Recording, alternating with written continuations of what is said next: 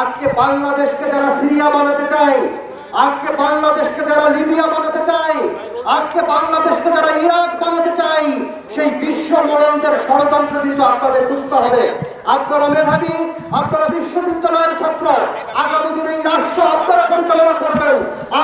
আপনাদের মুখের দিকে তাকিয়ে আজকের এই অভিভাবকরা রাস্তায় দাঁড়িয়েছে। আমরা পরিষ্কার ভাষায় বলতে চাই, সরকারের যতটুকু দায় আছে প্রত্যেকটি দায় স্বীকার করতে হবে।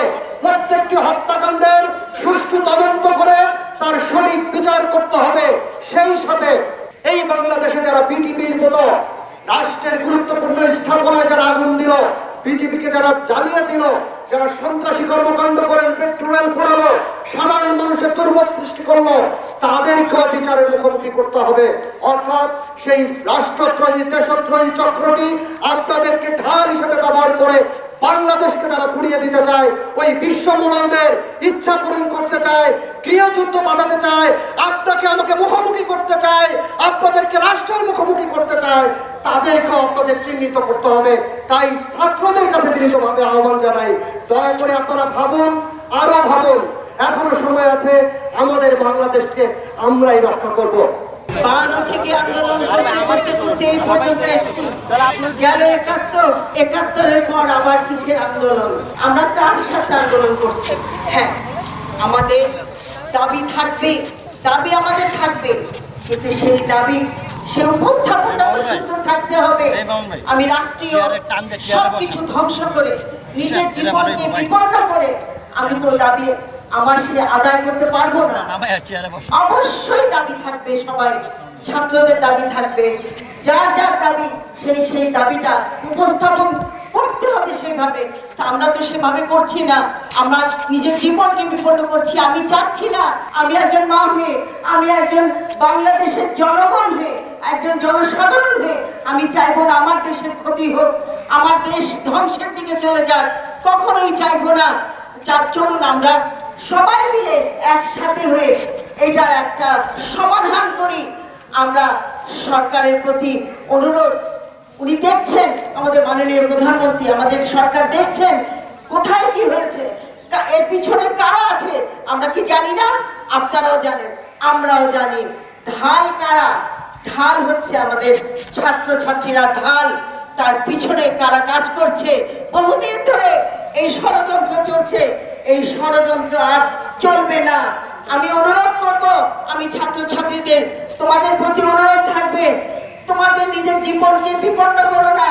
তোমাদের সংসার, তোমাদের বাবা মা, তোমাদের ভাই বোনরা তোমাদের মুখের দিকে তাকিয়ে আছে। তোমরা আগামী ভবিষ্যৎ, আগামী দিনের দেশের ভবিষ্যৎ তোমরা। সুতরাং এইভাবে তোমাদের নিজের জীবনকে বিপন্ন করে, নিজের জীবনকে ত্যাগ করে তোমরা এই আন্দোলনে এসো না। তোমরা আসো আন্দোলনে, আমরা বসে আলোচনায় সবাই বসবো, সবাই বসে একটা সমাধান হবে নিশ্চয়ই, এবং প্রত্যেকটা হত্যার বিচার হবে। মাননীয় প্রধানমন্ত্রী বলেছেন যে এর বিচার হবে, এক এক করে বিচার হবে। পুলিশ গুলি করলো, কার নির্দেশে? সেটা কি একবার দেখেছি আমরা? এলোপাথারি গুলি করছে, কার নির্দেশে? অবশ্যই এটার আমাদের বিচার হবে। মাননীয় প্রধানমন্ত্রী বলেছেন বিচার হবে, শুধু আর কোন আন্দোলন না। সেই 72 থেকে আন্দোলন করতে করতে এই পর্যন্ত এসেছি। সাজানো বাগান, বাংলাদেশ একটা সুন্দর সুন্দর একটা দেশ, আমাদের সোনার বাংলা, তোমায় ভালোবাসি, এটার উপরে আর কিছু নেই। সুতরাং আমরা কোন রকমে কারো উস্কানিতে আমরা সামনে আসবো না। যৌক্তিক মেধা এবং কোটার যে আন্দোলন করছিলেন আমাদের মেধাবী ছাত্ররা, সেই কোটা আন্দোলনের যৌক্তিক পর্যায় পর্যন্ত আমরা দেখেছি সেই কোটা আন্দোলনে যারা একসাথে কাজ করেছেন, সে কোটার পক্ষে রাষ্ট্র ছিল, সে কোটার পক্ষে জনগণ ছিল, আমরাও ছিলাম, আমরা আছি। কিন্তু আমি এই ছাত্রদের বলতে চাই, আপনাদের কোটা আন্দোলনকে ঘিরে আপনাদের ঘাড়ে বন্দুক রেখে যারা আপনাদেরই মতো বাংলাদেশের অন্য সন্তানদের উপর গুলিবর্ষণ করছে, আরো যে লাশ পড়ছে, সেই সুযোগ আপনারা দেবেন না। আজকের এই বাংলাদেশ আপনাদের, আমাদের। আজ থেকে 5 বছর পর যে বাংলাদেশের স্বপ্ন আমরা দেখি, যে উন্নয়নশীল বাংলাদেশে আমরা দাঁড়িয়ে আছি, এই বাংলাদেশ মুক্তিযোদ্ধাদের বাংলাদেশ। এই বাংলাদেশে দাঁড়িয়ে আজকে যদি আপনাদের মতো মেধাবী ছাত্রছাত্রীদের ঘাড়ে বন্দুক রেখে কেউ রাষ্ট্র ক্ষমতা দখলের আন্দোলন করে, চক্রান্ত করে, রাষ্ট্রের বিরুদ্ধে নৃশংসতা করে, রাষ্ট্রের সম্পদ ধ্বংস করে, রাষ্ট্রের মেধাবী সন্তানদের লাশ রাস্তায় ফেলে, দৌড়ে গিয়ে পুলিশ অফিসারদেরকে পিটিয়ে মারে, সাংবাদিকের হাতে তো ক্যামেরা, তাকে কেন মারতে হবে?